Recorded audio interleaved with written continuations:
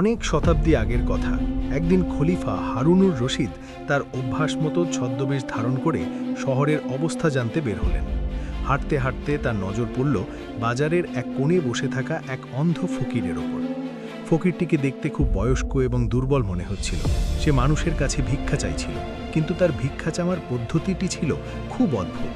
যে পথচারী তাকে কিছু পয়সা দিত, সেই ফকির তার হাত ধরে ফেলত এবং এমন এক অদ্ভুত জিদ করত যা খলিফা আজ পর্যন্ত শোনেননি। খলিফা দেখলেন যে এক ব্যক্তি সেই ফকিরকে 1 দিরহাম দিল। দিরহাম পেতেই ফকির ওই ব্যক্তির জামার আঁচল ধরে ফেলল এবং অনুনয় বিনয় করে বলল, হে নেকদিল মানুষ, তুমি আমাকে খয়রাত দিয়েছ, এখন আমার উপর আরেকটি উপকার করো। আল্লাহর ওয়াস্তে আমার গালে একটি জোরসে থাপ্পড় মারো। ফকিরের এই কথা শুনে সেই পথচারী অবাক হয়ে গেল। সে নিজের আঁচল ছাড়ানোর চেষ্টা করল এবং বলল, আরে পাগল, আমি তোকে পয়সা দিয়েছি, আমি তোকে থাপ্পড় মারব কেন? তুই কি তোর বুদ্ধি হারিয়ে ফেলেছিস? কিন্তু ফকির তার হাত ছাড়ল না এবং কাঁদতে কাঁদতে বলল, আমার ভাই, যদি তুমি আমাকে থাপ্পড় মারতে না পারো তবে নিজের দেওয়া খয়রাতও ফেরত নিয়ে নাও। আমি আল্লাহর কসম খেয়েছি যে আমি ততক্ষণ পর্যন্ত কারো পয়সা নেব না যতক্ষণ না সে আমার ভুলের শাস্তি হিসাবে আমাকে একটি থাপ্পড় মারে। পথচারীকে ফকিরের জিদের কাছে নতি স্বীকার করতে হলো। সে না চাইতেও ফকিরের গালে একটি হালকা থাপ্পড় মারল এবং সেখান থেকে চলে গেল। এই দৃশ্যটি অত্যন্ত অদ্ভুত এবং চমকপ্রদ ছিল। খলিফা হারুনুর রশিদ এবং তার উজির জাফর, যারা এসব দেখছিলেন, তারা দুজনেই হতবাক হয়ে গেলেন।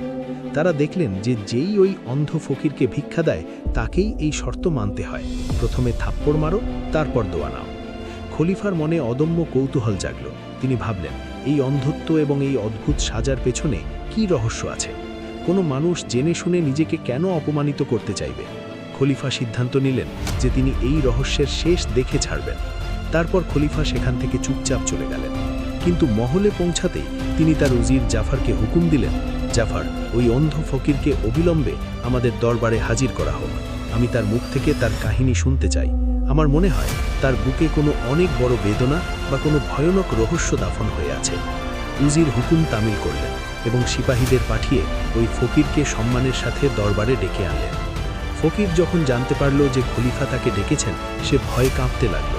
দরবার বসেছিল আর চারদিকে পিন পতন নীরবতা ছিল। অন্ধ ফকিরকে খলিফার সিংহাসনের সামনে দাঁড় করানো হলো। খলিফা নরম সুরে জিজ্ঞেস করলেন, হে মুরব্বী, তোমার নাম কি আর তুমি কোথাকার বাসিন্দা? এবং সবচেয়ে গুরুত্বপূর্ণ প্রশ্ন, তুমি খয়রাত নেওয়ার বিনিময়ে মানুষকে দিয়ে নিজেকে থাপ্পড় কেন খাওয়াও? আমরা আমাদের সারা জীবনে এমন অদ্ভুত কাজ কখনো দেখিনি। সত্যি করে বলো, নতুবা তোমার নীরবতা আমাদের কঠোর হতে বাধ্য করবে। ফকির তার মাথা নিচু করে নিল এবং তার চোখ দিয়ে অশ্রু ঝরতে লাগল।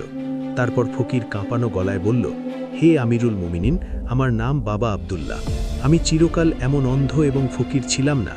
একটা সময় ছিল যখন আমি আপনার মতো না হলেও অন্তত একজন বাদশার মতো জীবন কাটাতাম। আমার কাছে 80টি উটের কাফেলা ছিল এবং আমি একজন অনেক বড় সওদাগর ছিলাম। কিন্তু আমার আজকের এই অবস্থা আমার দুর্ভাগ্য নয়, বরং আমার নিজের লোভ এবং একটি গুনাহের ফল। এই থাপ্পড় আমার সেই পাপেরই শাস্তি যা আমি নিজেকে দেই। খলিফা অবাক হয়ে জিজ্ঞেস করলেন, 80টি উটের মালিক আর আজ একদানা খাবারের জন্য কাঙাল? আসলে এমন কি ঘটেছিল যা তোমাকে আসমান থেকে মাটিতে আছড়ে ফেলল? আমাদের তোমার পুরো কাহিনী বিস্তারিত শোনাও।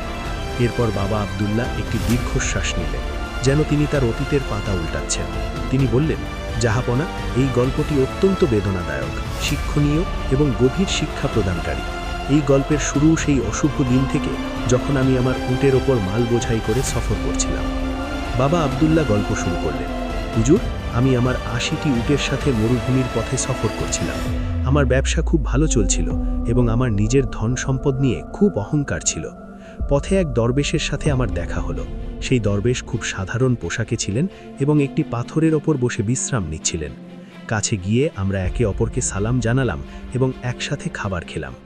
কথায় কথায় সেই দরবেশ আমাকে এমন এক কথা বললেন যা আমার ভেতরের ঘুমন্ত লোভকে জাগিয়ে দিল। সেই দরবেশ আমাকে বললেন, হে আব্দুল্লাহ, তুমি এই উটগুলো আর সামান্য কিছু মুদ্রা নিয়েই এত খুশি?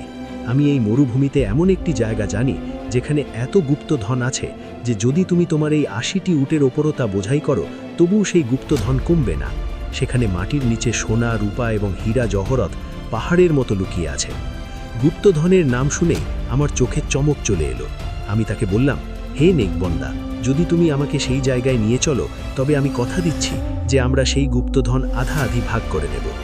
আমার এই কথা শুনে দরবেশ রাজি হয়ে গেলেন।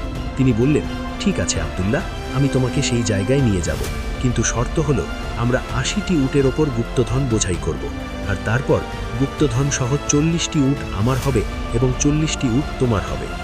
তারপর আব্দুল্লাহ বাদশাকে বললেন, জাহাপনা, সেই সময় আমার লোভ এতটাই বেড়ে গিয়েছিল যে আমি কিছু না ভেবেই হ্যাঁ করে দিলাম। আমি ভাবলাম ৪০টি উটে বোঝাই করা সোনাও এত হবে যে আমি দুনিয়ার সবচেয়ে ধনী ব্যক্তি হয়ে যাব। আমরা দুজনেই আমাদের পথ পরিবর্তন করলাম এবং মরুভূমির সেই নির্জন অংশের দিকে চলতে শুরু করলাম, যেখানে মৃত্যু এবং সম্পদ দুটোই আমাদের জন্য অপেক্ষা করছিল। তারপর অনেকক্ষণ চলার পর আমরা একটি সংকীর্ণ এবং ভীতিকর উপত্যকায় পৌঁছালাম, যা দুটি কালো পাহাড়ের মাঝখানে ছিল। সেখানে পৌঁছে দরবেশ কাঠ জড়ো করলেন এবং একটি অদ্ভুত পাউডার বের করে আগুনে ফেললেন। আগুন থেকে ঘন ধোঁয়া উঠল এবং দরবেশ কিছু মন্ত্র পড়লেন। হঠাৎ মাটি কাঁপতে লাগলো এবং পাহাড় ফেটে যেতে লাগলো। আমার চোখের সামনে এমন এক দৃশ্য ছিল যা দেখে আমার নিঃশ্বাস বন্ধ হয়ে এলো। পাহাড়ের ভেতর কোনো গুহা নয়, বরং সোনার একটি মহল ছিল। সেখানে চারদিকে হীরা, পান্না এবং মোহর ছড়িয়েছিল। এখান থেকেই আমার ধ্বংসের শুরু হলো। বাবা আব্দুল্লাহ তার কাহিনী এগিয়ে নিয়ে বললেন, জাহাপনা, সেই পাহাড়ের ভেতর এত সোনা এবং জহরাত ছিল যে আমার বুদ্ধি লোপ পেল। আমার মনে লোভের এমন এক ঝড় উঠল যা আমি থামাতে পারছিলাম না। আমরা দুজনেই পাগলের মতো সোনার মোহর এবং দামি পাথর বস্তায় ভরতে লাগলাম। আমি আমার ৮০টি উটের ওপর এত মাল চাপিয়ে দিলাম যে তারা কষ্টে দাঁড়িয়ে থাকতে পারছিল। আমার সাধ্য থাকলে আমি পুরো পাহাড়টাই সাথে নিয়ে যেতাম, কিন্তু উটগুলোর শক্তিরও একটা সীমা ছিল। সেই সময় আমার চোখে সম্পদের জৌলুস ছাড়া আর কিছুই ছিল না।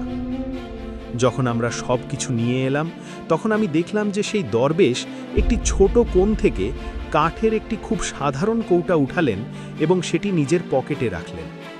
আমি খুব অবাক হলাম যে এত অমূল্য গুপ্তধন ছেড়ে তিনি এই সাধারণ কৌটা কেন উঠালেন, কিন্তু তখন আমার মনোযোগ শুধু সোনার দিকে ছিল, তাই আমি সেই বিষয়টি উপেক্ষা করলাম।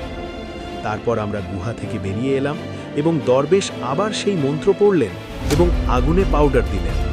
দেখতে দেখতে সেই পাহাড় আবার জোড়া লেগে গেল এবং গুপ্তধন চিরকালের জন্য চোখের আড়াল হয়ে গেল। এখন আমাদের সামনে ৮০টি মাল বোঝাই নোট দাঁড়িয়েছিল।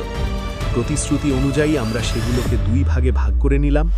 ৪০টি উট আমার এবং ৪০টি উট সেই দরবেশের। আমরা একে অপরকে আলিঙ্গন করলাম এবং বিদায় নিলাম। দরবেশ তার পথের দিকে ঘুরলেন এবং আমি আমার ৪০টি উট নিয়ে আমার পথের দিকে চলতে শুরু করলাম। কিন্তু হুজুর, আমি যতই এগিয়ে যাচ্ছিলাম আমার ভেতরের শয়তান জেগে উঠছিল। আমার মনে একটি চিন্তা এলো যে এই দরবেশ তো ফকির মানুষ, এর এত সম্পদের কি দরকার? এ তো জঙ্গলেও খুশি থাকতে পারে, কিন্তু আমি তো ব্যবসায়ী এবং আমারই এই সব জিনিসের মালিক হওয়া উচিত। শয়তান আমার কানে ক্রমাগত ফিসফিস করছিল। আমি ভাবতে লাগলাম যে ৪০টি উটে বোঝাই গুপ্তধন একজন ফকিরের কাছে বেকার চলে যাবে, সে এগুলো সামলাতেও পারবে না। যদি এই ৪০টি উটও আমি পেয়ে যাই, তবে আমি শুধু বাগদাদেরই নয়, বরং পুরো দুনিয়ার সবচেয়ে ধনী ব্যক্তি হয়ে যাব। লোভ আমার চোখের ওপর পর্দা ফেলে দিল। আমি আমার উটগুলো সেখানেই রেখে সেই দরবেশের পেছনে দৌড়ালাম এবং ডাক দিলাম। দরবেশ আমাকে আসতে দেখে থেমে গেলেন। তিনি খুব নরমভাবে জিজ্ঞেস করলেন, কি হলো আব্দুল্লাহ, তুমি কি পথ ভুলে গেছো? তারপর আমি তার কাছে পৌঁছালাম এবং খুব চালাকি করে বললাম, হে নেক দরবেশ, আমি এখনই রাস্তায় ভাবলাম যে তুমি একজন খোদাভীরু মানুষ এবং দুনিয়াদারি থেকে দূরে থাকো। এই ৪০টি উট সামলানো তোমার সাধ্যের বাইরে। এই পশুগুলো খুব একগুঁয়ে হয়। তুমি এদের দেখাশোনা করতে করতে নিজের ইবাদত ভুলে যাবে। আমার পরামর্শ হলো, তুমি এদের মধ্যে 10টি উট আমাকে ফেরত দিয়ে দাও এবং এই 30টি উট তোমার জন্য যথেষ্ট হবে। আমি জানতাম যে এই দাবি ভিত্তিহীন, কিন্তু আমার লোভ আমাকে বাধ্য করছিল। জাহাপনা, অবাক করার বিষয় ছিল যে দরবেশ আমার কথায় খারাপ মনে করলেন না।